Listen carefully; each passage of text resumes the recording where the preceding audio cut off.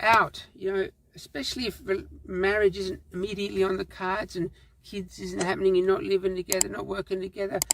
And I asked a great mate, a fantastic guy, best guy in the world, handsome, eligible, he's been in relationships. I was at his birthday party in a great pub with 200 people, and he said, to me it seems like the couples that stay together are the ones that have some element of codependency.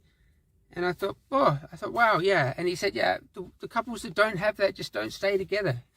And that was really impressive for me. And so we're talking about codependency, not pro-dependency. That's something different. That's when you're reliant on prostitutes. Not the best scene, but probably better than no scene at all. Codependency. So interestingly, when you look this up, it's actually a negative thing when you're too dependent on someone. This idea of being clingy or whatever. But it can be a key thing in your relationship. So what's the first element? First element is sacrifice. Are you sacrificing enough for the relationship to not peter out?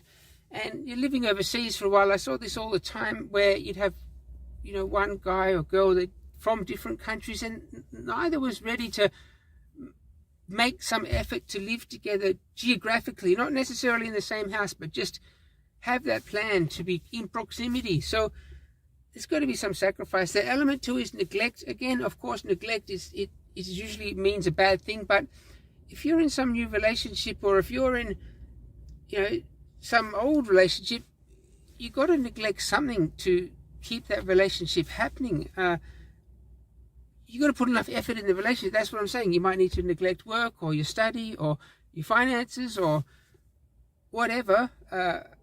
One particular friend, a group of friends, maybe some sort of half romantic interest, whatever.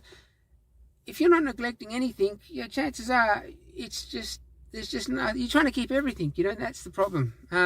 Number three is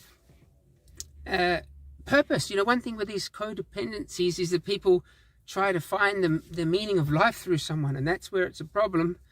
But at the same time, that's kind of what you need for your relationship to not peter out. I mean, are you getting that? Are you learning enough in that relationship? And